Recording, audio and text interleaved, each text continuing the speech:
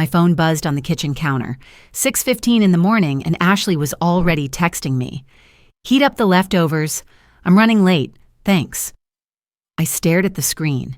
5 words, not a request, a command. In my own kitchen, where I'd been standing since 5:30 making breakfast for her kids, my grandkids. The sink was full of last night's dishes, hers, not mine. Her jacket draped over my chair, her mail piled on my table. My coffee had gone cold 20 minutes ago while I'd searched for Emma's homework folder. I sat down, looked at that text again. Such a small thing, right? Heat up the leftovers. But it wasn't small anymore. I scrolled up through our messages. 6 months of texts, maybe more. The pattern was there, clear as day once I let myself see it. Pick up milk on your way home. Keep it down, we're trying to sleep. That one came at 3 in the afternoon on a Saturday. In my house. Don't make plans. Sunday we need you to babysit. Move your car, I need the driveway. 200 messages, maybe more. Each one a little more demanding than the last. Each one treating me like I worked for her. Like I was the guest in my own home. My hands were shaking. I set the phone down. 2 years and 3 months. That's how long they'd been living here. My son Jason, his wife Ashley, my grandchildren Emma and Lucas. 2 years and 3 months since Jason lost his job, and Ashley convinced him they needed to move in just for a few months, while they got back on their feet. I looked around my kitchen. The family photos on the wall, Jason's high school graduation, his wedding day, the kids as babies, all watching me. 32 years I'd lived in this house. My late husband and I bought it in 1992, raised 3 children here. He died in the bedroom upstairs 3 years ago. This was my home. But it didn't feel like mine anymore. I thought about that first week they'd moved in, Ashley rearranging my kitchen cabinets without asking. "This makes more sense," she'd said. I'd bitten my tongue. "They're stressed," I told myself. "She's trying to help." Month 3, she'd told me to stay out of the way during dinner prep. I'd retreated to my garden, told myself she was overwhelmed, needed space. Last month, she'd told Emma and Lucas they couldn't do art projects at my kitchen table anymore. "Grandma doesn't want the mess," she'd said. I'd never said that. I loved those art projects. But by the time I found out, it was too late. The kids believed her. I opened my laptop. The eviction notice was already there, in my drafts folder. My attorney, Ms. Chen, had prepared it 3 weeks ago. 30 days, she'd said. "Legally, they're tenants now. You have every right." I told her I needed time to think about it. But sitting there, looking at Ashley's text, "Heat up the leftovers?" I realized something. I'd been thinking about it for months, gathering evidence without even knowing that's what I was doing. Bank statements showing 27 months of groceries, utilities, everything. Text messages showing the escalation.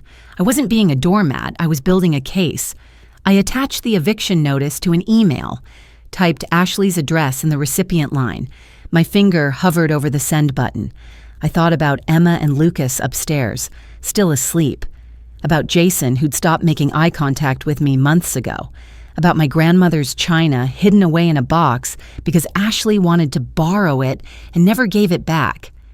About my garden, the only place in my own house where I felt like I could breathe. I thought about my husband, what he would say if he could see me now. He'd built this house with his hands. We'd raised our family here. Every important moment of my life happened in these rooms, and I'd let someone make me feel like a guest in it. I pressed send. The email showed sent. Then my phone buzzed with the message delivery confirmation. There was no taking it back now. In 30 seconds, Ashley's phone would light up with that email. She'd open it. She'd see the attachment. A formal eviction notice. 30 days to vacate the premises. And everything was about to change. Let me back up. Tell you how I got here. How a simple offer to help my son turned into 27 months of losing myself in my own home. My house is a 3-bedroom ranch in the suburbs, 1,700 square feet. My husband Tom and I bought it in 1992. We raised 3 kids here, Sarah, Jason, and Mike. Tom died 3 years ago, lung cancer.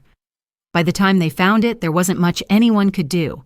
He died in our bedroom upstairs, holding my hand, looking out at the garden we'd planted together 30 years before. After he died, the house felt too big, too quiet. So when Jason called in August 2 years ago, voice tight with stress, saying he'd been laid off and asking if they could stay just a few months, I said yes immediately.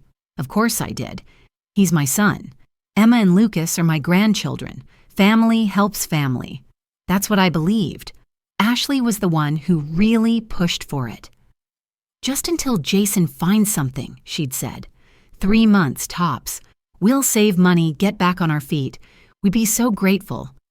She'd smiled, hugged me, said all the right things.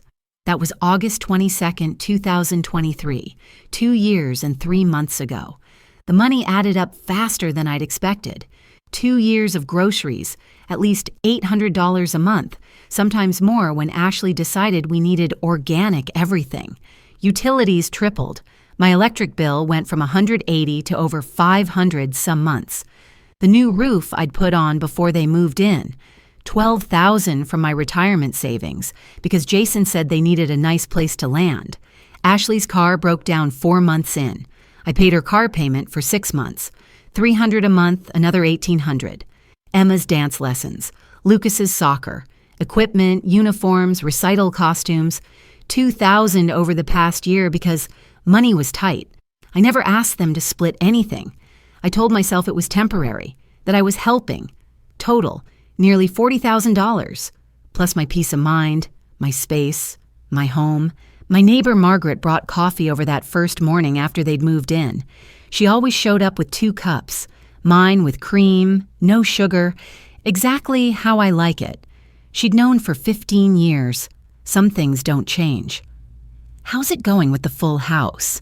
she'd asked, settling into the porch chair. "Good," I'd said automatically. "It's nice, having family around." Margaret had given me a look. She was 65, widowed like me, sharp as they come.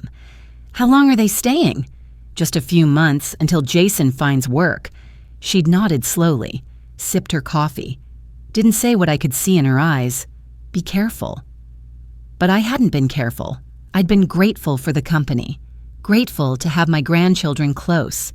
Grateful that Jason had chosen to come to me when things got hard. I should have paid attention to the warning signs. Jason's job loss had devastated him. 42 years old, laid off after 15 years at his tech company. He felt like he'd failed as a provider. I understood that. And Ashley, I knew her childhood had been rough. She'd grown up watching her parents get evicted 3 times before she was 16. Her mother died when she was 16, then foster care. She never had stability. When they'd asked to move in, she'd said, "I just want my kids to have what I never had, a safe home." How could I say no to that? So I didn't. And I told myself I was doing the right thing. Emma and Lucas were 7 and 5 when they moved in. They're 9 and 7 now. They're wonderful kids. Bright, curious, full of energy. Emma loves to draw. Lucas is obsessed with dinosaurs. I used to do art projects with them every Sunday at my kitchen table. Paint, glitter, construction paper everywhere. It was our special time. Until 6 months ago when Ashley told them Grandma didn't want them making messes anymore. I never said that. I loved those messes.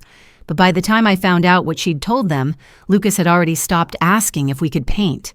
Emma had put away her markers. My flaw, the one that let this happen, is that I avoid conflict. I always have. I was raised in the 50s and 60s, taught that keeping peace in the family was a woman's job, that you bite your tongue, make things smooth, don't rock the boat. Tom used to joke that I'd agree to anything to avoid an argument. He wasn't entirely wrong. So when Ashley rearranged my kitchen that first week, I said nothing. When she told me to stay out of the way during dinner prep, I went to my garden. When she started leaving messes for me to clean up, I cleaned them up. I kept thinking, they're stressed. It's temporary. If I'm patient, if I'm accommodating, we'll all get through this. My morning coffee used to be sacred. 6 a.m., quiet kitchen, watching the garden wake up through the window. Just me and my thoughts and the birds at the feeder Tom had built. Now Ashley's alarm goes off at 5:30. Her loud phone calls to her sister start by 6. My ritual, the one thing I had left of my old life, disappeared within the first month. I didn't say anything. I adjusted. Woke up earlier, drank my coffee standing at the counter while she paced the kitchen, talking. I started spending more time in the garden, weeding, pruning, talking to the roses the way Tom used to. It was the only place Ashley didn't follow me, the only place where I could think without hearing her voice telling me I was doing something wrong. Some days I'd stay out there for hours, my knees aching on the garden pad, just to have some peace. One evening about 6 months ago, I pulled out our old wedding album, mine and Tom's, 1973. I looked young in those photos, hopeful. Tom had his whole life ahead of him. We had no idea what was coming. The house, the kids, the 30 years together, the cancer. I turned to Jason's wedding album. 15 years ago. Ashley looked so happy in those photos, so grateful in one picture. She was hugging me, her eyes shining. "Thank you for raising such a wonderful man," she'd told me that day. "I promise I'll take good care of him."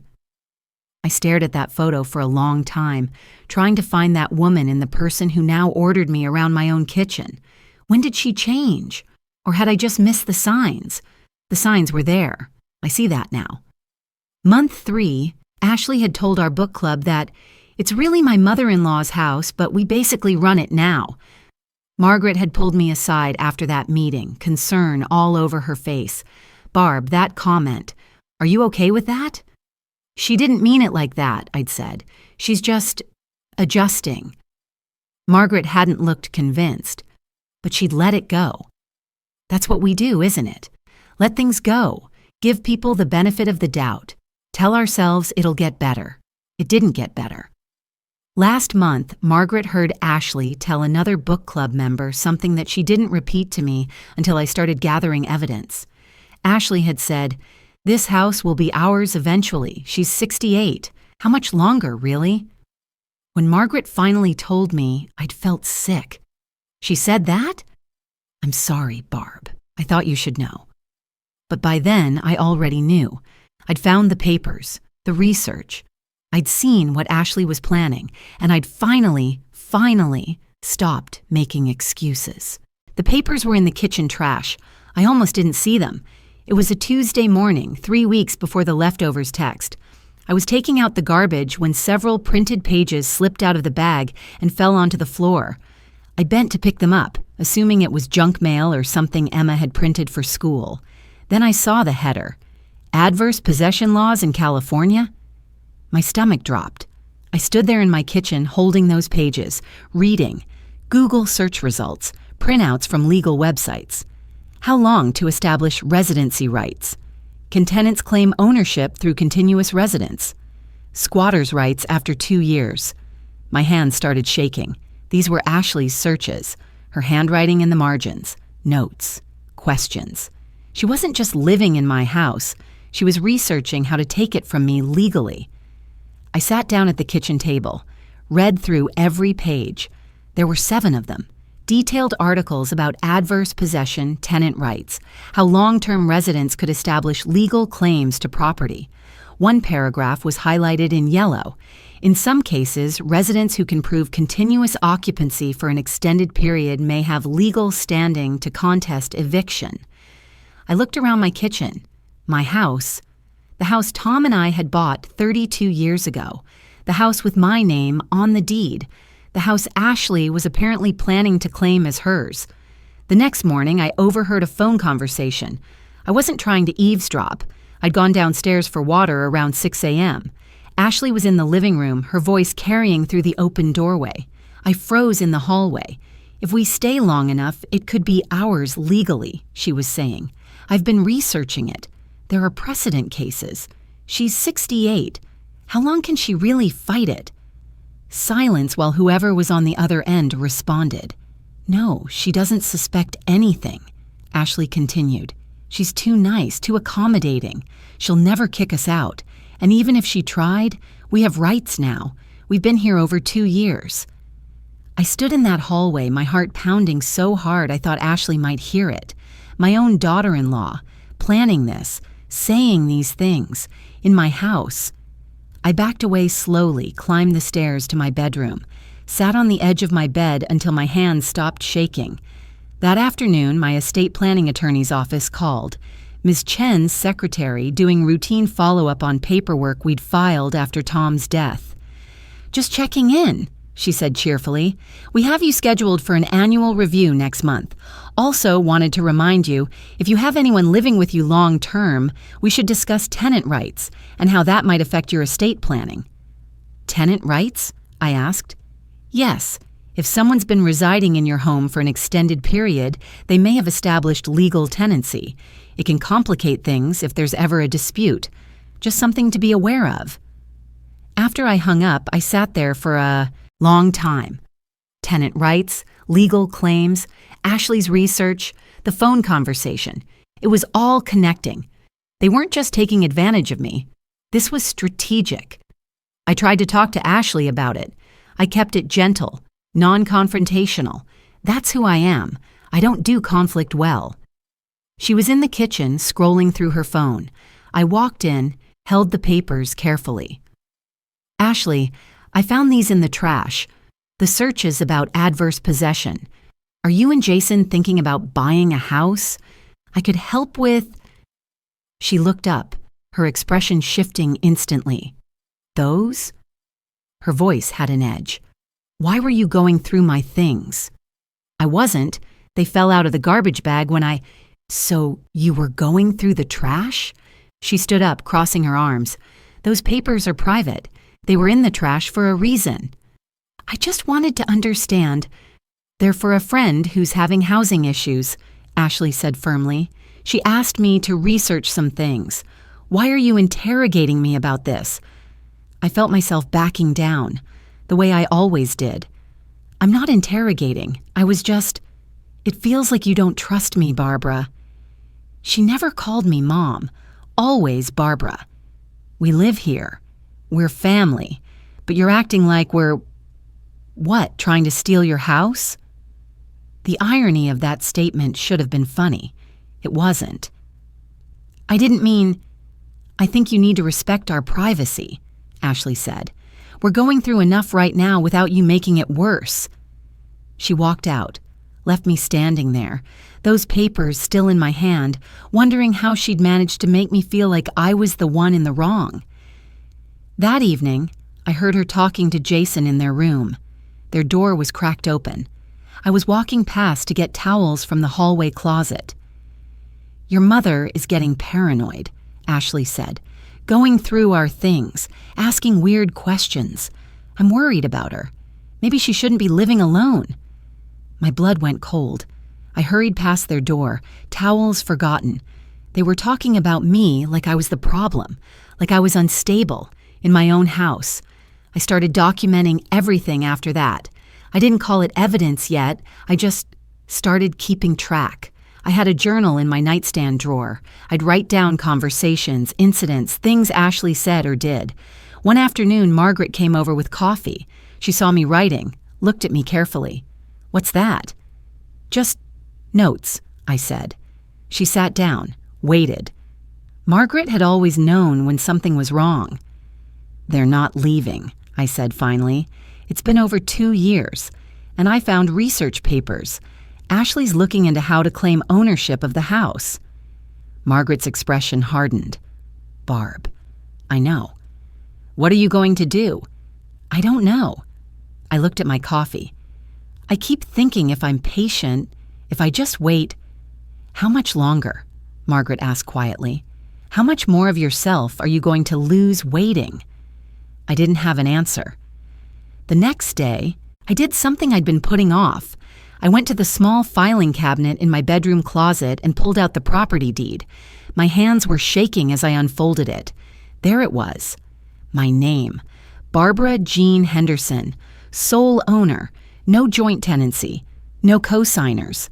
Tom's name had been removed after his death when I'd updated everything with Ms. Chen. I sat on my bedroom floor holding that deed and felt something shift. This was my house. Legally, entirely mine. But if they stayed much longer, if Ashley kept researching, if they established enough tenancy rights? A ticking clock. That's what the lawyer's office had been warning me about. The longer they stayed, the more complicated this would get. Jason used to help me with house projects before they moved in, fixing the leaky faucet, installing new smoke detectors, helping me move furniture when I wanted to rearrange. After they moved in, that stopped. Now he avoided my eyes when he came home from his new job, walked past me without really seeing me. His wife had him convinced I was the problem, that I was paranoid, intrusive, difficult. I put the deed back in the filing cabinet, closed the drawer. But I knew something had changed. I wasn't just documenting anymore. I was preparing. They weren't just taking advantage of me. They were trying to take my house. And I had to move fast. I started gathering evidence that night. Not because I had a plan yet, just because I needed to see it, all of it, laid out in front of me where I couldn't pretend it wasn't happening anymore. It was late, nearly 11. The house was quiet.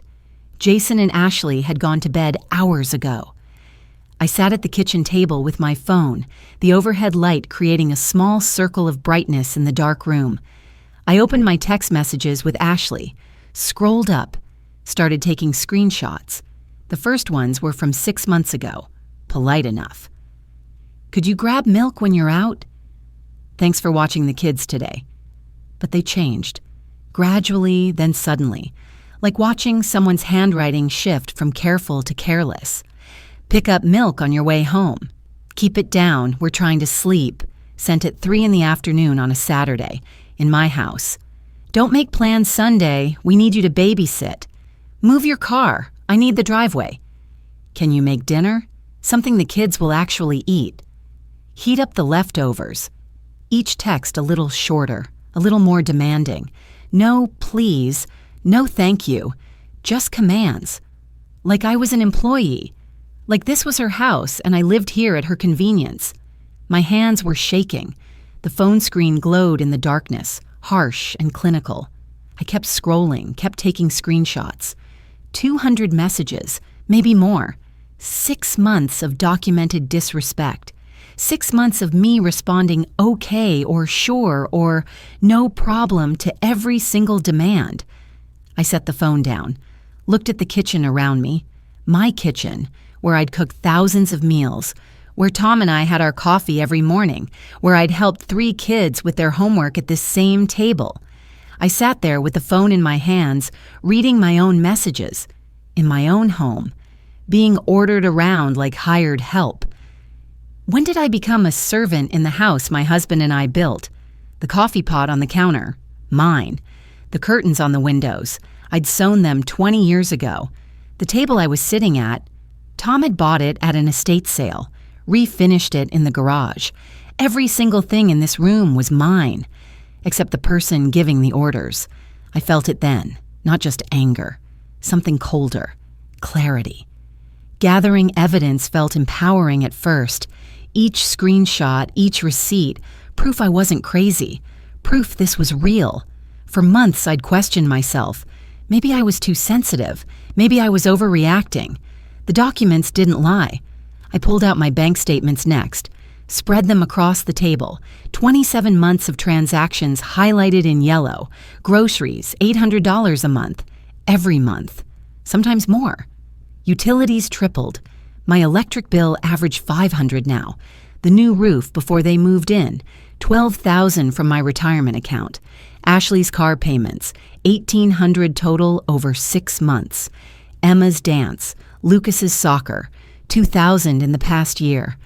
I made a spreadsheet, listed everything, added it up. The total made me sick. Nearly $40,000 in 27 months. I pulled the property deed from my bedroom filing cabinet, looked at it under the kitchen light. My name, only my name. No joint ownership, no agreement to transfer, just Barbara Jean Henderson, sole owner. But I'd also printed the property tax records, 2 years of bills, $4,200, $4,350, both years, only my name on the payment. They'd contributed nothing while living here, using everything, planning to claim it. I showed Margaret my spreadsheet the next morning. She came over with coffee, like always, and I was still sitting at the kitchen table with all the papers spread out. She looked at the numbers. Her face went pale. Barb, nearly $40,000. I know. They haven't paid rent? Nothing?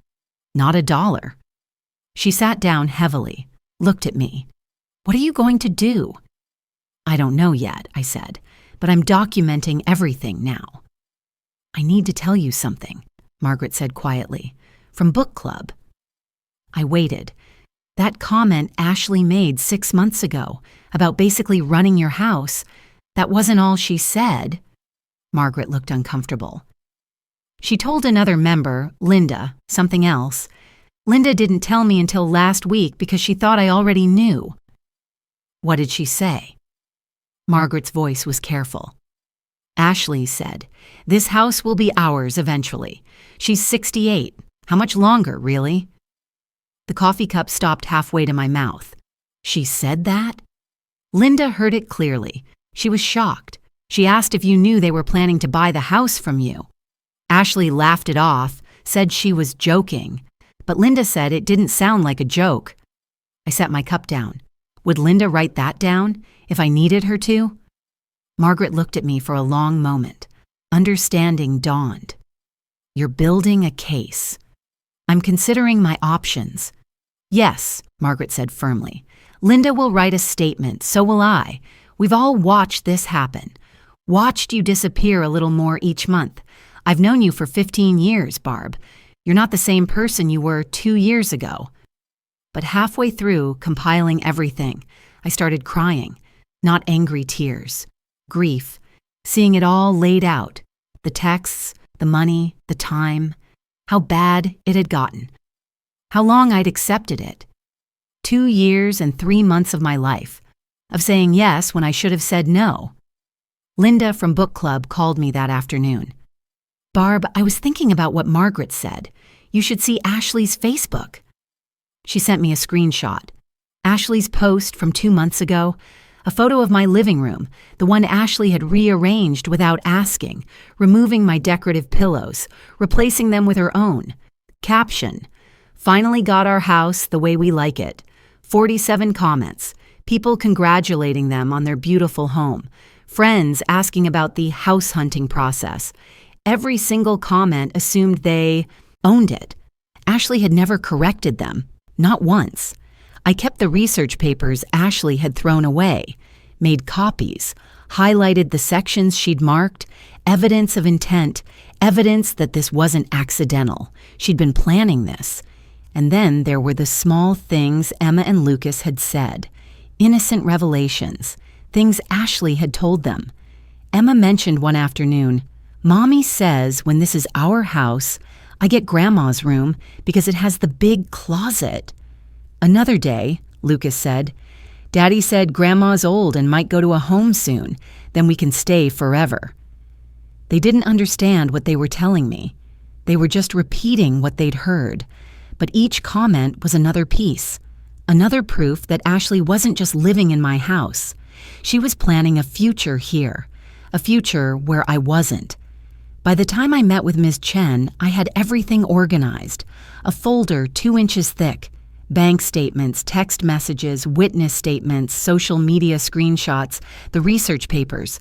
Her office was downtown, professional, calm. She poured us both water, sat across from me, and I slid the folder across her desk. "I need to know my options," I said. She read through everything, took her time. When she looked up, her expression was serious. "This is elder financial abuse," she said. "Textbook case. The financial exploitation, the manipulation, the research into claiming ownership. This is organized. Intentional. Can I make them leave?" "Yes. They're legal tenants now, which means you need to follow the formal eviction process. 30 days written notice. They have to vacate. If they refuse, we can pursue it through the courts. But with this documentation," she tapped the folder, "they won't have a case." "What about my grandchildren?" "You have grandparent visitation rights. That's separate from the housing situation. If Ashley tries to keep them from you, that's parental alienation, and we can address that legally. I sat there, looking at all the evidence on her desk, my life reduced to papers in a folder. "Do you want your home back?" Ms. Chen asked gently. I thought about my morning coffee, my garden, my grandmother's china hidden away in a box, Tom's picture on the mantel, 32 years of memories in that house. "Yes," I said, "I really do." "Then let's prepare the eviction notice." By the time I met with the attorney, I felt different. Not just sad, determined. This is my home, my name on the deed, my rules. My late husband built this house with his hands. I raised 3 children here. No one gets to take that from me. I made one mistake. I left the evidence folder on my bedroom dresser, just for an hour while I took a shower. When I came out, Ashley was standing in my doorway, the folder open in her hands. "What is this?" Her voice was cold. My heart stopped. "Ashley, are you building a case against us?" She flipped through pages, saw her own text messages, the bank statements. "You're documenting everything? Like we're criminals?" "Give that back. Those are private." "Private?" She laughed, but there was no humor in it. "You're investigating your own family. What are you planning, Barbara? To kick us out? Throw your grandchildren onto the street?" "This is for my estate planning," I said. The lie came easily. Ms. Chen needs documentation of who's living here for the legal paperwork. Ashley's eyes narrowed. She didn't believe me, but she couldn't prove otherwise. "This feels hostile," she said finally, "like you want us gone." "I didn't say that. You didn't have to." She dropped the folder on my bed.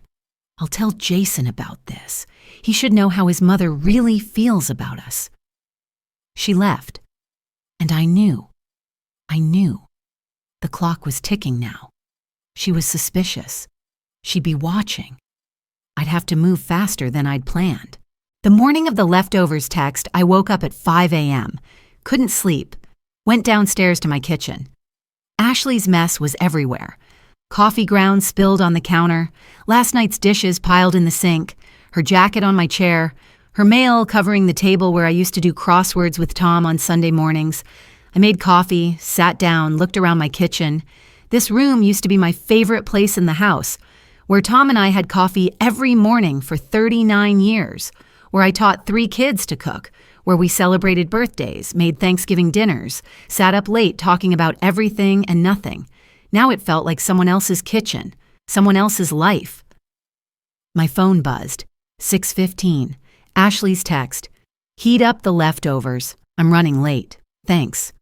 And something in me just stopped. I thought about Jason's wedding day, 15 years ago, early September, perfect weather. Ashley had looked so happy in her dress, so grateful. She'd found me before the ceremony, in that quiet moment when the photographer was setting up, took my hands. "Thank you," she'd said, her eyes shining. "Thank you for raising such a wonderful man. I promise I'll take good care of him. I promise I'll make him happy." I'd hugged her, welcomed her to the family, meant every word when I said I was glad Jason had found her. Tom had squeezed my shoulder later. "She seems sweet," he'd said. "Jason's happy." I'd agreed. Thought we were lucky. Thought Jason had found someone kind, someone who valued family the way we did. "Time will tell," Tom had added quietly. "People show their true selves eventually." I'd dismissed his caution, thought he was just being protective. He'd been right. 2 years ago, the last Thanksgiving before they moved in, Jason and Ashley and the kids had come for dinner. The house had been full of laughter, food, warmth. Ashley had walked through the rooms while I was cooking, touched the curtains, looked at the photos on the walls, stood in the doorway of each bedroom. "This is so beautiful," she'd said, coming back to the kitchen. "You've built something really special here, Barbara." "It's just a house," I'd said, stirring gravy. "Family makes it a home." "I hope someday we have something like this," Ashley had said wistfully. "A real home, somewhere that feels permanent, safe." I'd smiled, thought she meant they'd buy their own house someday, build their own memories. I hadn't understood what she was really saying. I thought she meant build their own, not take mine. I walked through the house that morning, room by room, before the sun came up, before anyone else woke. The living room where Tom and I had watched 30 years of television together, where we'd taught the kids to play board games. Ashley had rearranged everything, her furniture, her style. Nothing of mine remained, the dining room where we'd hosted countless dinners. My mother's china was gone, boxed up somewhere. Ashley had said she wanted to borrow it. I'd never seen it again. The hallway where we'd measured the kids' heights on the doorframe, hidden now behind a coat rack Ashley had installed. My bedroom, the one I'd shared with Tom, the only room they hadn't taken over. Yet.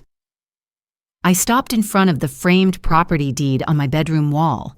Tom had framed it after we'd made the last mortgage payment. Paid in full, he'd said proudly. This is ours, really ours. I ran my finger over his signature on the glass, updated after his death to show only my name now, Barbara Jean Henderson, sole owner. This house wasn't just property, it was 32 years of my life. Every important moment had happened in these rooms. I went back to the kitchen, looked at Jason's wedding photo on the wall, Ashley smiling, radiant, grateful. I took it down, placed it face down on the counter. That woman didn't exist anymore. Or maybe she'd never existed at all. I sat at the kitchen table with my coffee cooling in my hands. 32 years in this house. I raised Jason here, nursed my husband through cancer here, buried him from here, built a life here, and in 27 months I'd let someone make me feel like a guest in my own home. I'd spent 2 years thinking I was being a doormat, being weak, being unable to stand up for myself because I couldn't handle conflict. But sitting there, looking at the evidence folder on the table, Ashley's text still glowing on my phone, I realized something. I hadn't been weak. I'd been gathering evidence.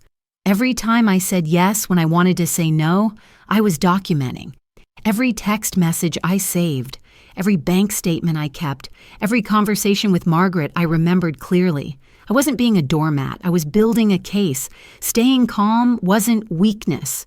It was strategy. My conflict avoidance had protected me, given Ashley enough rope. Let her show exactly who she was, documented and undeniable. And now I had everything I needed. I opened my laptop. The eviction notice was in my drafts folder where Ms. Chen had sent it 3 weeks ago. I opened my email, created a new message, attached the PDF, typed Ashley's email address in the recipient line. My finger hovered over the send button. I thought about Lucas asking why Grandma didn't want him making messes, a lie Ashley had told him. Emma being told this would be their house someday. My grandmother's china, hidden away in a box because Ashley wanted it but never asked permission. My garden, the only place I had peace in my own home. I thought about my husband, what he'd say if he could see me now. Tom had built this house with his hands. We'd saved for years for the down payment, painted every room ourselves, planted every tree in the yard. This house held every important moment of my life. Our first Christmas here, 3 kids learning to walk on these floors, Tom's last breath in the bedroom upstairs, and I'd let someone make me feel like I didn't belong in it. Not anymore. I pressed send. The email showed sent immediately. My phone buzzed with the delivery confirmation. The eviction notice, formal, legal, 30 days to vacate, was now in Ashley's inbox. I sat there after hitting send. 43 years of marriage, 32 in this house. And in that moment, I realized I didn't recognize the woman I'd become, but I recognized the one I needed to be. There was no taking it back now. In a few hours, Ashley would wake up, check her phone, open that email, read the attached notice, and everything was going to change. But I'd already changed. Sitting in my kitchen at 6 a.m, with the evidence spread in front of me and my late husband's memory watching from the walls. I wasn't the accommodating mother-in-law anymore, the one who said yes to everything, who avoided conflict, who let herself disappear to keep the peace. I was the woman who owned this house, who'd paid for it, who'd lived here for 32 years, who'd earned the right to decide who stayed and who left.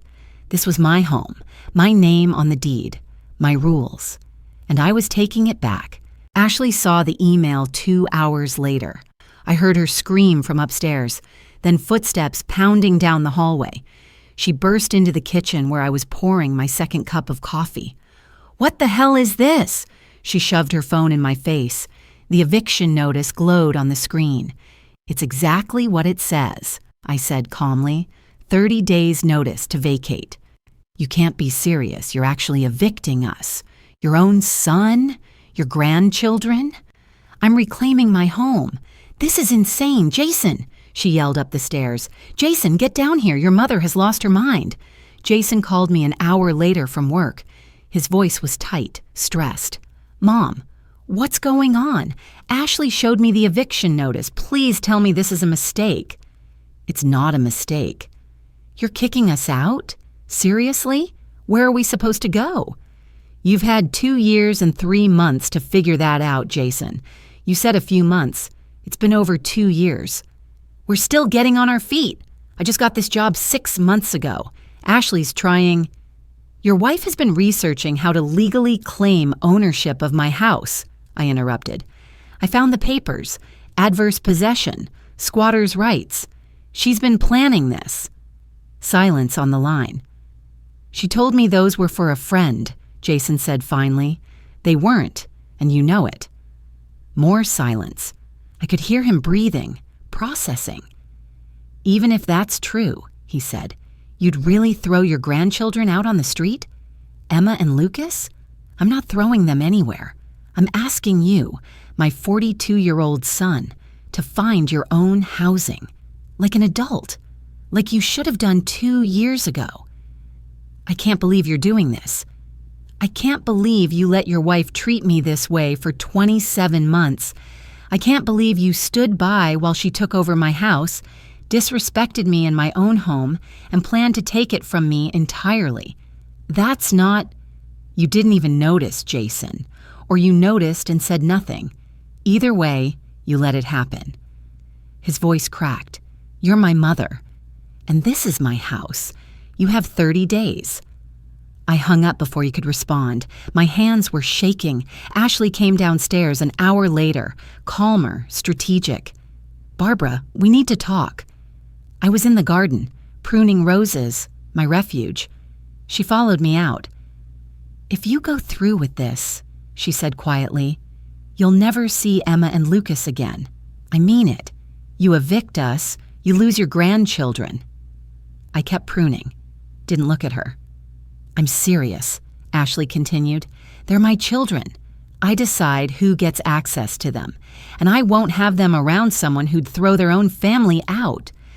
"Parental alienation is illegal," I said. "My attorney explained that to me." "Good luck proving it in court. Who do you think Emma and Lucas will believe? Their mother or the grandmother who kicked them out of their home?" She walked back inside, left me standing there with the pruning shears in my hand. For a moment, just a moment, I felt my resolve waver. Emma and Lucas. What if I lost them? What if Ashley kept her word? Margaret came over that afternoon. She'd brought Linda and Susan from book club. "We heard," Margaret said. "Ashley called Sarah, who called Mike, who called me. The whole family tree's lit up. And we're here to tell you, you're doing the right thing." Linda sat down on the porch steps. "I kicked out my daughter-in-law 8 years ago. Similar situation. She threatened me with my grandkids, too. You know what happened? 2 months later, she came back apologizing because she realized I had legal rights and she needed childcare.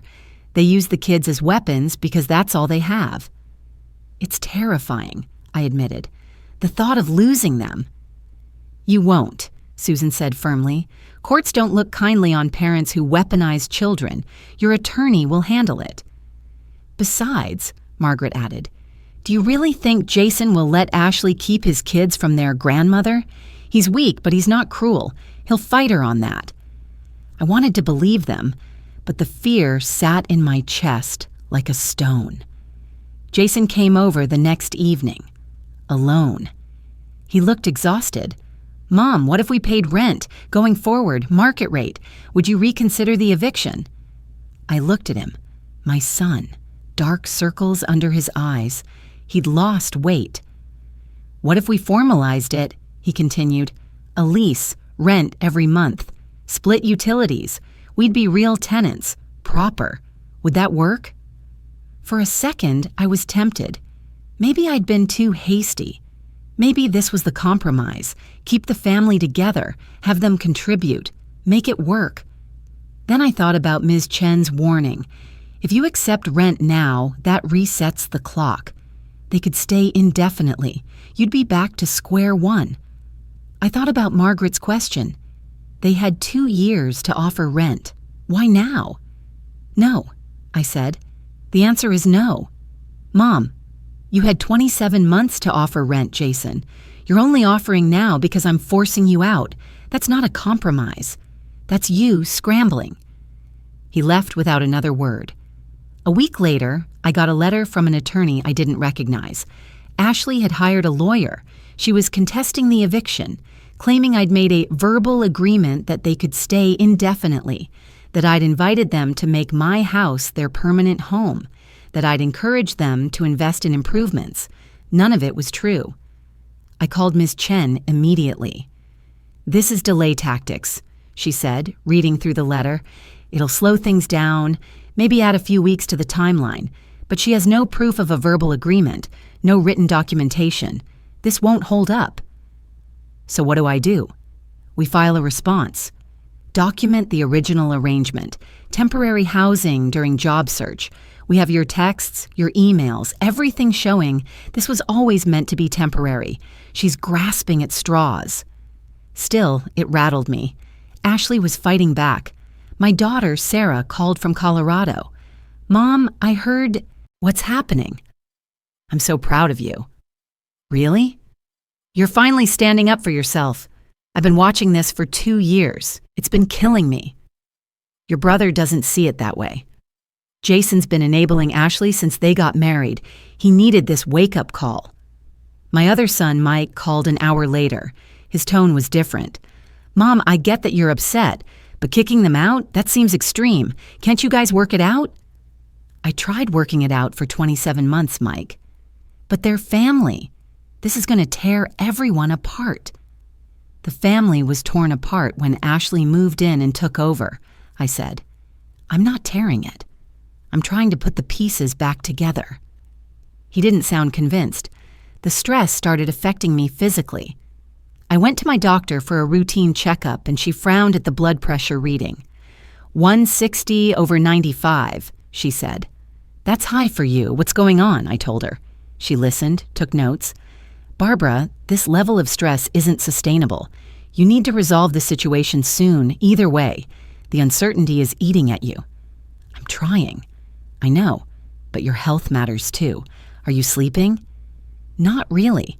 I'd wake up at 3 a.m., mind racing, worrying about Emma and Lucas, about the legal complications, about Jason's voice when he'd said, 'You're my mother,' like it was a weapon. "I'll prescribe something to help you sleep," the doctor said. "Short term, but you need to reduce this stress." Margaret had said the same thing that morning. Kicking them out is reducing stress, long term. But right now, it felt like I'd started a war. Ashley knocked on my bedroom door 10 days after the eviction notice. Her eyes were red like she'd been crying. "Barbara, can we talk, please?" Against my better judgment, I let her in. "I'm sorry," she said, sitting on the edge of my bed. "I didn't realize how I was treating you. I was stressed about money, about Jason's job, about the kids. I took it out on you. That wasn't fair." I said nothing. Waited. "I know I've been difficult," she continued. "Controlling, disrespectful. But I can change. I will change. If you give me another chance, I'll prove it to you. We can split everything 50-50. I'll clean up after myself. I'll make sure the kids respect your space. Please, don't make us leave.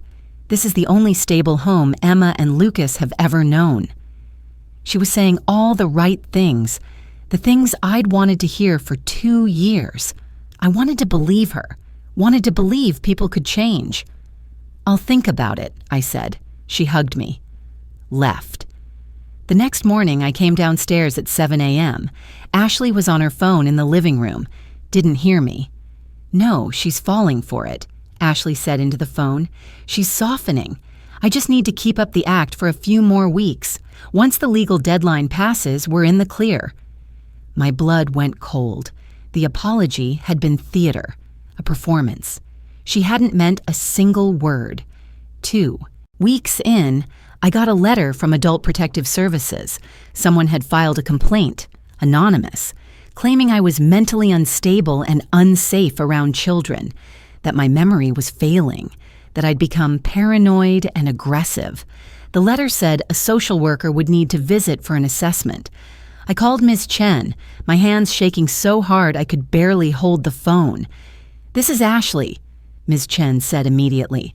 "Classic harassment tactic. She's trying to paint you as incompetent so she can contest your eviction on grounds of diminished capacity." "Can she do that?" "She can try, but it won't work. You're clearly competent. You've managed your own finances, your own property, your own legal affairs. No judge would buy it. But it's designed to scare you, make you drop the eviction." "I'm not dropping anything," I said, but my voice shook when I said it. The garden became my refuge during those weeks. Hours weeding, thinking through every conversation with the attorney. The roses didn't judge. They didn't tell me I was being unreasonable. They just grew, needed water, needed care. Simple, uncomplicated. One afternoon, I drove past houses with "for sale" signs in the yards, big houses, empty nesters downsizing. I pulled over, sat in my car, and thought, should I just move? Start over somewhere Ashley's never been? Somewhere without all these memories? Then I got angry. Why should I leave my house? The house Tom and I saved for, dreamed about, built our lives in? Why should I be the one to leave? I drove home, pulled into my driveway, looked at my house. No, I wasn't leaving.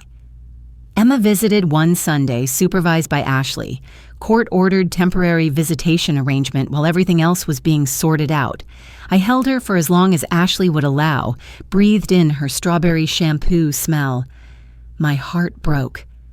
"I miss you, Grandma," Emma whispered. "I miss you too, sweetheart." Ashley stood in the doorway, checking her watch. "Time to go, Em." After they left, I sat on the porch and cried. But I didn't change my mind. Ashley was fighting dirty, threatening my grandchildren, calling me unstable, filing legal complaints, hiring attorneys, performing fake apologies. But I had the law on my side. I had documentation. I had witnesses. I had Ms. Chen, who'd handled 100 cases like this, and I had something Ashley would never understand. I'd already lost so much. Tom, my health, 2 years of my life, pieces of myself I wasn't sure I'd ever get back. I wasn't going to lose my home too. 30 days, that's what the law said. She could delay it, complicate it, make it harder.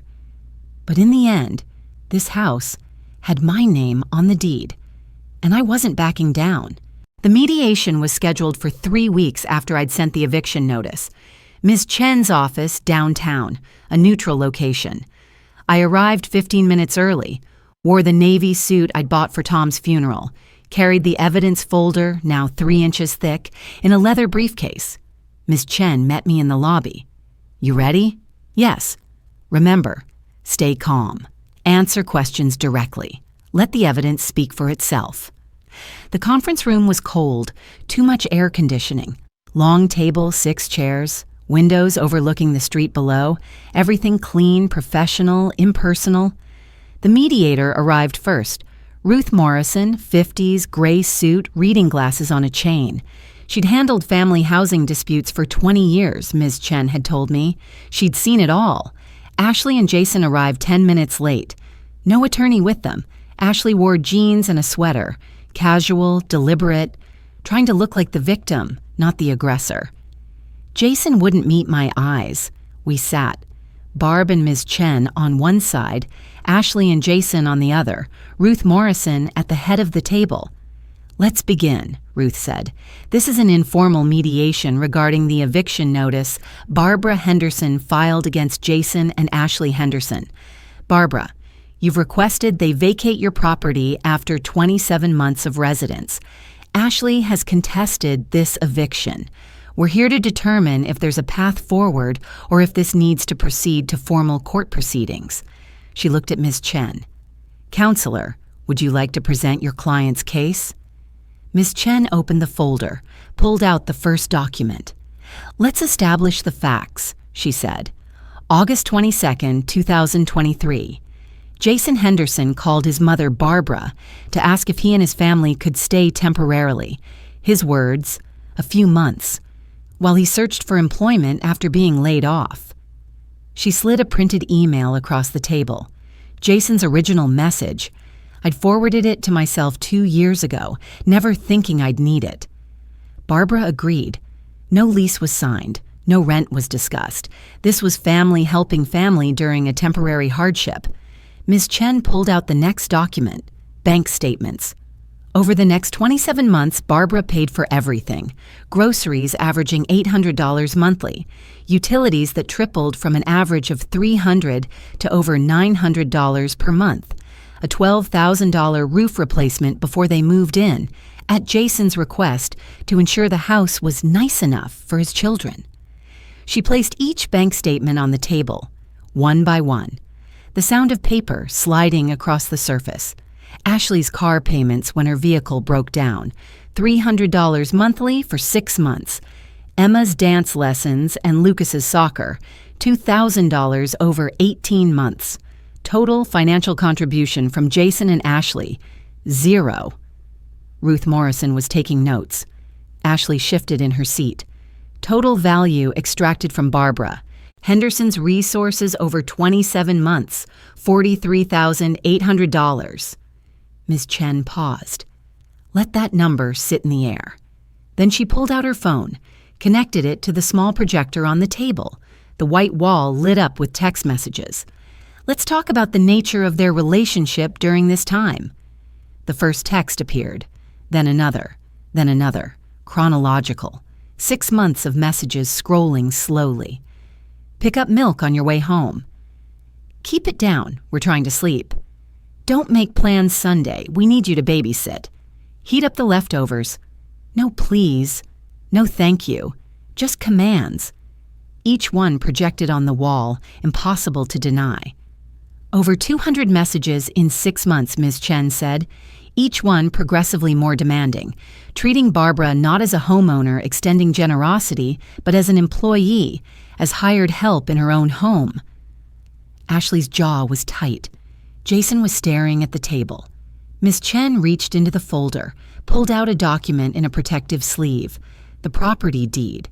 She removed it from the sleeve slowly, unfolded it, placed it in the center of the table. Everyone looked at it.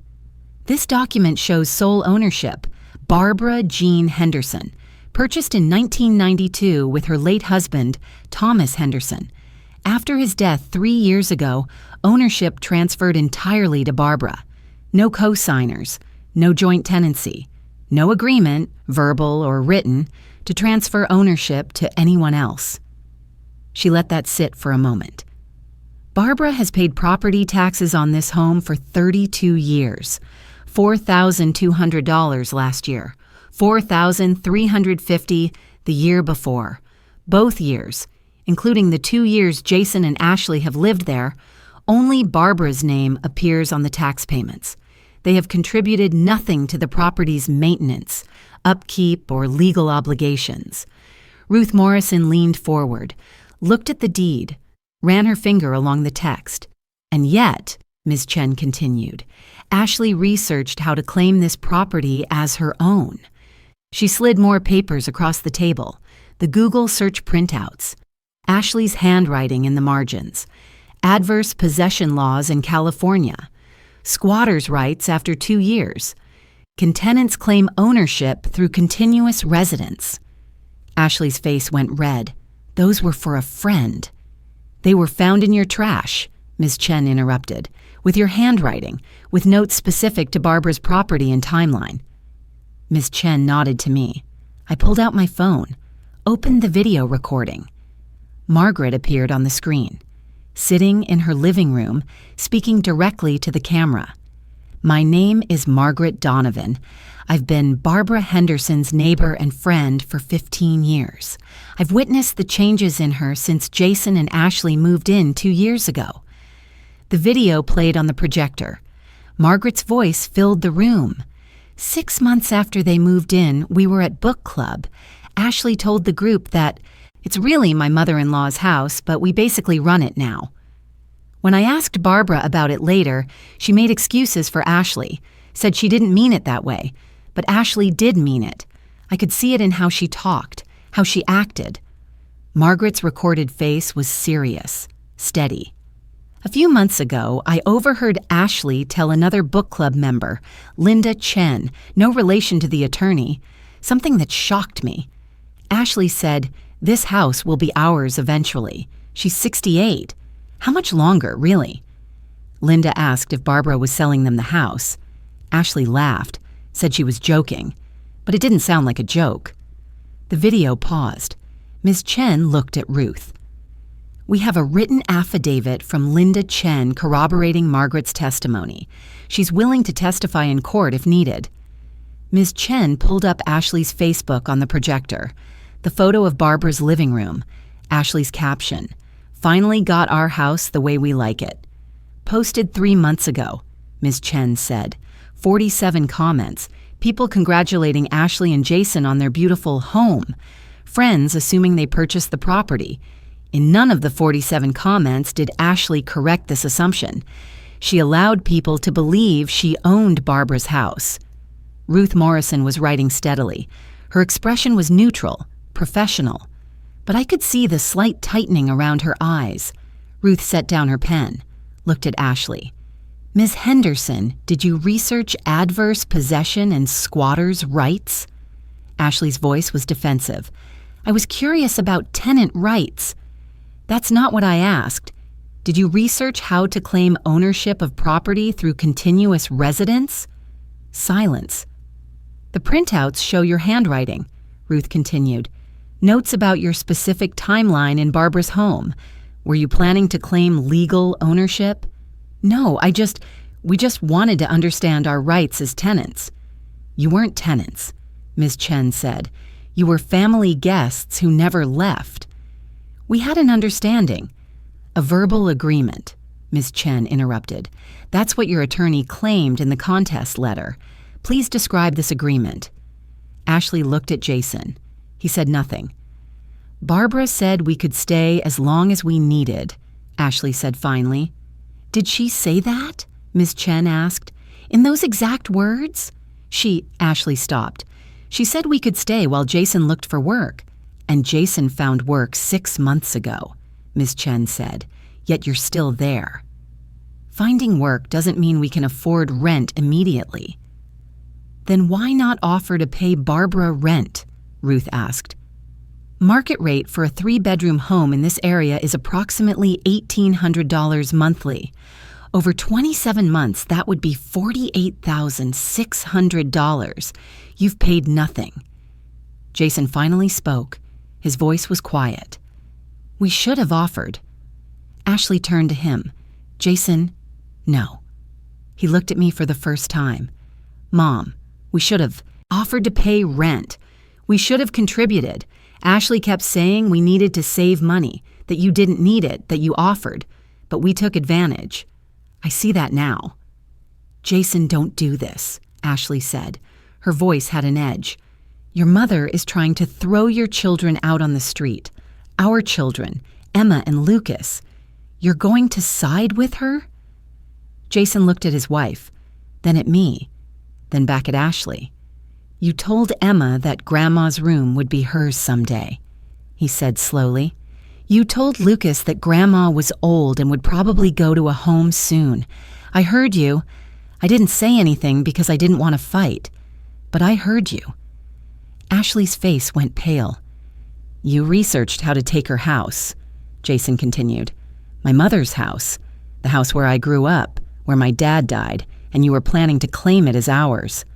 "That's not—" "It is." Jason's voice cracked. "I've been telling myself you were just stressed, just anxious. But you weren't. You were planning this. And I let you. I'm sorry, Mom. I'm so sorry." Ashley's hands were shaking. She looked down at the table. "I just wanted—" Her voice broke. "I never had a home growing up. We were evicted 3 times before I was 16. 3 times. Boxes on the street. Sleeping in our car. Then my mom died and I went into foster care. 4 different homes in 2 years. I never had stability." Her voice was raw now. Real emotion, finally. "When Jason said we could stay with Barbara, I thought maybe this time I could have something permanent, something safe. The kids could have what I never had. I know I went too far. I know I was controlling, but I was so scared of losing it, of being back on the street, of starting over again." She looked at me, tears on her face. "I'm sorry I treated you badly. I'm sorry I took advantage. But please understand, I was terrified. I still am. I don't know how to feel secure. I don't know how to trust that we'll be okay." The room was quiet. Part of me, a small part, felt for her, understood that fear, that childhood trauma that never really leaves.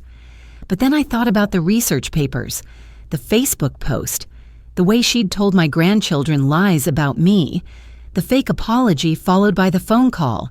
She's falling for it. "That fear doesn't justify what you did to me," I said quietly. Ashley looked away. Ruth Morrison closed her notebook. "I've heard enough. Ashley, your claim of a verbal agreement to indefinite residency is unsupported by any documentation. Your research into adverse possession shows intent to claim property that doesn't belong to you. Your treatment of Barbara, documented through text messages and witness testimony, demonstrates a pattern of disrespect and financial exploitation." She looked at Jason. "Your willingness to acknowledge your role is noted, but acknowledgement doesn't erase 27 months of inaction." Then she looked at me. "Barbara, you have every legal right to reclaim your home. The eviction stands, 30 days from the original notice date." Ashley started to speak, but Ruth held up her hand. "However, I'm also ordering a formal visitation schedule for the grandchildren. Emma and Lucas will visit Barbara every Sunday from 10 a.m. to 4 p.m. If either party violates this agreement, they'll face contempt of court charges. Grandparent rights are legally protected. You cannot use the children as weapons." She stood. "This mediation is concluded. Ms. Chen will file the formal order with the court. You have 22 days remaining to vacate." When the mediator said, "Eviction stands," I waited to feel triumphant. Instead, I just felt tired and sad, but also relieved. My home would be mine again. Jason stood, looked at me. "Can we talk? Just us?" Ashley left the room. Ms. Chen gave me a small nod. Jason and I stood in the hallway. The silence stretched. "I failed you," he said finally. "I saw what she was doing.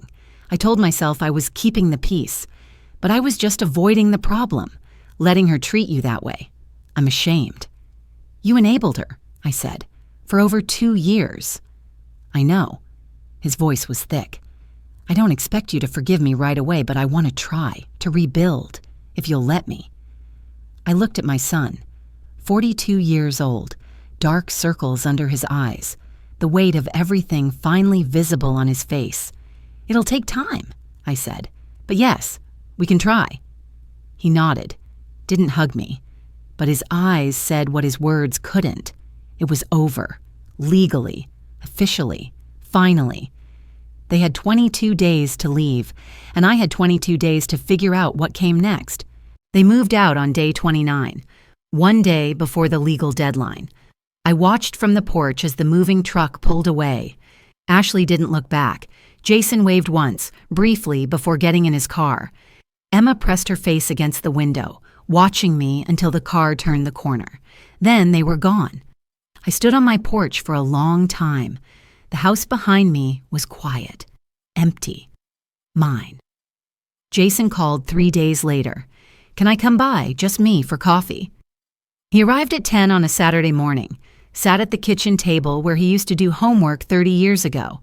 I poured us both coffee. We didn't speak for a few minutes. I started therapy, he said finally. Individual sessions. The therapist says I have patterns, conflict avoidance, enabling behavior, things I learned young. He looked at me. From watching you, actually. The way you always smooth things over with Dad, with us kids, always keeping the peace. I nodded slowly. I taught you that. You did your best with what you knew. I'm not blaming you, but I need to unlearn it. I can't be that person anymore, for my kids, for myself. Are you and Ashley? We're trying. She's in therapy too. Anxiety, childhood trauma stuff, but we're living separately right now. An apartment for me and the kids. She's with her sister. We're taking it slow. It wasn't the ending I'd expected, but it was honest. Margaret showed up the first night after they left, brought a casserole. We sat on the porch like we'd done 1,000 times before. How does it feel? She asked. Strange. The house is so quiet. Quiet is good. You've earned quiet. We sat there as the sun went down. She didn't need to say anything else. 15 years of friendship meant she knew when words helped and when silence was enough. Before she left, she squeezed my hand. You did the right thing. Don't let anyone tell you otherwise. I know, I said. And I did. Emma and Lucas came for their first Sunday visit 2 weeks after the move. Jason dropped them off at 10. I'd set up art supplies on the kitchen table, the table that used to be theirs before Ashley told them I didn't want messes. Emma saw the paints and construction paper. Her eyes went wide. Grandma, can we do art projects? Of course we can. That's what Sundays are for. We painted for 3 hours. Lucas made a dinosaur collage. Emma drew a picture of our house, my house, with flowers in the garden and me on the porch. When Jason picked them up at 4, Emma hugged me tight. I missed you, Grandma. I missed you too, sweetheart. After they left, I looked at Emma's drawing, pinned it to the refrigerator, the first decoration that was truly mine in over 2 years. Ashley's life didn't collapse the way I'd expected. She moved in with her sister temporarily, got a job at a retail store, started therapy. Jason told me she was trying to address her anxiety, her control issues, the childhood trauma that had driven so much of her behavior. I didn't know if it would last, but at least she was trying.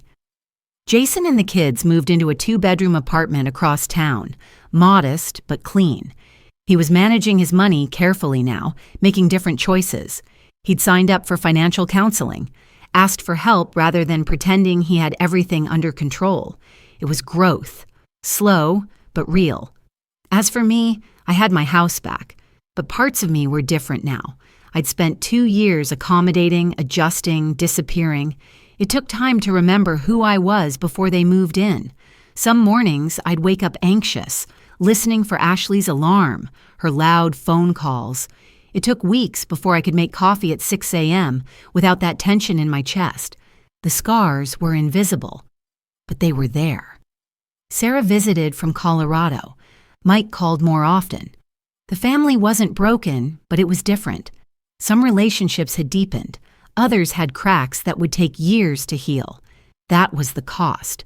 I met with Miss Chen a month after they moved out, updated my will, made everything explicit. The house goes to Sarah, I told her. She's always been financially responsible, never asked for anything she hadn't earned. Ms. Chen drafted the language carefully. No ambiguity, no loopholes. If something happened to me, Jason would receive a cash inheritance, fair but not the house. He'd have to build his own home, his own equity, his own legacy, just like Tom and I had done. I also set up a trust for Emma and Lucas's education, $10,000 each, to be distributed when they turned 18, for college, vocational training, whatever path they chose. They deserved stability, security. Even if their parents couldn't provide it consistently, I could give them that foundation. The paperwork was signed, notarized, filed. My estate was protected, not from malice, but from reality. from the possibility that Ashley might try again, that Jason might enable her, that history might repeat. I left Ms. Chen's office feeling lighter. The house was mine. My legacy was protected. My future was my own. 2 weeks after moving out, Ashley sent an email. She acknowledged she'd handled things poorly, said she understood why I needed space, hoped someday we could rebuild. But she framed everything as a misunderstanding, never said, "I was wrong to treat you that way," never said, "I disrespected you in your own home." The apology was conditional, vague. I spent 2 days thinking about how to respond. Then I wrote, "Ashley, I received your email. I appreciate you reaching out. I'm willing to work toward a cordial relationship for the sake of Jason and the children, but that will take time and consistent changed behavior from you. The boundaries I've set are not negotiable. My home is my space. Visits with the grandchildren happen on the schedule we've established. I will not be returning to the dynamic we had before. I hope you get the support you need to address the fears driving your behavior. We all deserve to feel secure, without taking someone else's security away. Best, Barbara." I pressed send. Felt steady, clear, no guilt. I spent the first week reclaiming my house, room by room. My grandmother's china came out of the box in the garage. I washed each piece carefully, placed them back in the cabinet where they belonged. Blue flowers on white porcelain. My mother had given them to me when I got married. They'd sat in a box for 2 years because Ashley wanted to borrow them. Now they were home. I rearranged the living room furniture back to how Tom and I had it. Our couch, our chairs, our arrangement. It took 3 hours of moving things alone, but I did it. My back ached. My muscles protested. I didn't care. The photos on the walls, I curated them, kept the ones that mattered. Tom and me on our wedding day, the kids when they were young, Emma and Lucas from before everything got complicated. I took down Jason's wedding photo, put it in a drawer. Maybe someday I'd put it back up, but not yet. The house looked like mine again, felt like mine. Book club met at the coffee shop 3 weeks later. Same 7 women, same corner table. Linda and Susan hugged me when I walked in. "How are you doing?" Linda asked. "Good. Really good, actually." We didn't talk about Ashley or Jason much, just enough for me to say I had the house back, the grandkids were visiting regularly, things were settling. Then we moved on to the book we'd all read, a mystery novel. Someone's mother-in-law was murdered in the first chapter. We all laughed a little too hard at that. Margaret walked me to my car after. "You seem lighter," she said. "I am. I wake up in my own house and it actually feels like my house. I can breathe again." Good, that's what matters. A few neighbors had noticed the moving truck, asked questions. I kept my answers brief. They needed their own space. It was time. Most people nodded, understood. A few looked at me like I'd done something wrong, kicking out my own son. I didn't explain, didn't justify. People who knew, knew. People who didn't wouldn't understand anyway. The senior center asked me to speak at their monthly meeting about elder financial abuse. I said yes. If my story could help one other grandmother recognize the warning signs, speak up sooner, protect herself better, it was worth it. It's been 6 months now since they moved out. The house is quiet, my space, my rules. Some days are hard. Some days I miss the sound of Emma and Lucas playing in the backyard, even if it came with Ashley's control. Some days I wonder if I was too harsh, too unforgiving. But most days I make my coffee at 6 a.m., sit at my kitchen table, look out at the garden, and feel peace, real peace. This is my home. It was always my home. But now it feels like it again. It's been 6 months since they moved out. My house is quiet now. Some people might call it lonely. I call it peaceful. I wake up when I want, make coffee in my own kitchen without Ashley's commentary. No alarms at 5:30, no loud phone calls by 6, just the sound of birds at the feeder Tom built 20 years ago. I water my garden without feeling like I'm escaping. I sit on my porch without waiting for someone to tell me what to do. I cook what I want, when I want, for however many people I choose. Usually just me. Margaret still texts every Wednesday morning. Coffee at 10. Just checking in, not intrusive, respectful, the way friendship should be. Book club meets every other Tuesday. Same 7 women, same corner table. But now when I show up, I'm not anxious. I'm not checking my phone for Ashley's demands.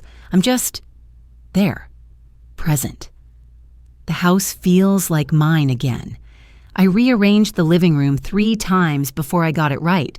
Put up new curtains, planted new roses in the garden, yellow ones because Tom always said yellow roses meant friendship and joy. The kind of joy that isn't complicated, that doesn't come with conditions. I'm 68 years old, I live alone, but I'm not lonely. I'm independent. There's power in that word. Independence. For 2 years, I lost it. Piece by piece. Decision by decision. Every time I said yes when I meant no. Every time I accommodated when I should have objected. Every time I made myself smaller to keep the peace. I'm not small anymore. I take up space in my own home. I make noise. I leave dishes in the sink if I'm tired. I watch whatever I want on TV. I go to bed at 9 or stay up until midnight reading. Nobody tells me I'm doing it wrong. Jason visits once a month. We're rebuilding. Slowly. It'll take years, probably. Some things don't heal quickly, but we're trying. That's more than I thought we'd have. Emma and Lucas come every Sunday.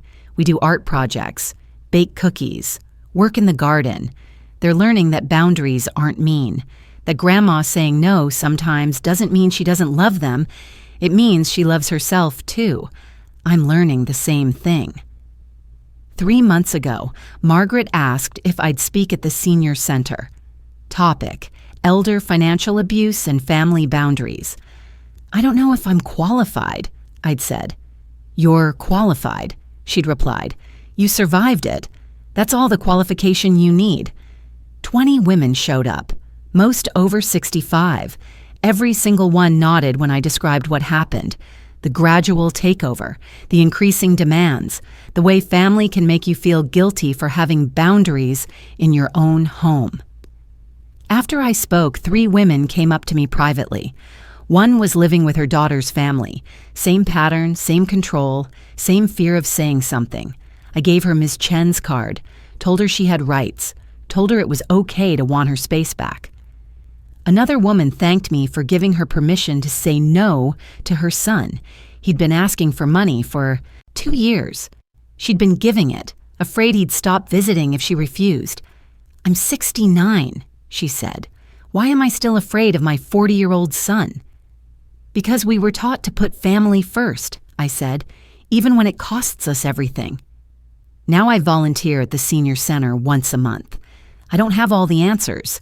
I'm not a therapist or a lawyer, but I know what it feels like to lose yourself in your own home, to wake up one day and not recognize the person you've become. If my story helps one woman realize she doesn't have to tolerate abuse from family members, financial, emotional, whatever form it takes, then maybe those 2 awful years weren't wasted. So that's my story. The text message that changed everything. Heat up the leftovers. Such a small thing, right? But it wasn't about leftovers. It was about respect, about ownership, about the difference between helping someone temporarily and letting them take over your entire life. If you're listening to this and something resonates, if you have family members taking advantage of your generosity, treating your home like their property, crossing boundaries you're afraid to defend, please know this. You're not selfish for wanting your own space. You're not cruel for setting boundaries. You're not a bad mother or grandmother or daughter for saying, this isn't working anymore. Your home is yours. Your life is yours. Your peace matters. It's hard. It's scary. You might lose relationships in the process. But you might also find yourself again, the person you were before you started accommodating, before you started disappearing. I'm not telling you what to do. Every situation is different, but I will tell you this. Document everything. Talk to a lawyer. Don't suffer in silence. There are people who can help. There are laws that protect you. You have more power than you think. What would you have done in my situation? Have you ever had to set difficult boundaries with family members who were taking advantage? I'd love to hear your thoughts in the comments below. Sometimes just knowing we're not alone makes all the difference. And if you're going through something similar right now, reach out to a friend, a lawyer, a counselor. Don't wait 2 years like I did. You deserve to feel at home in your own house. My house is quiet now, but it's mine, and that makes all the difference.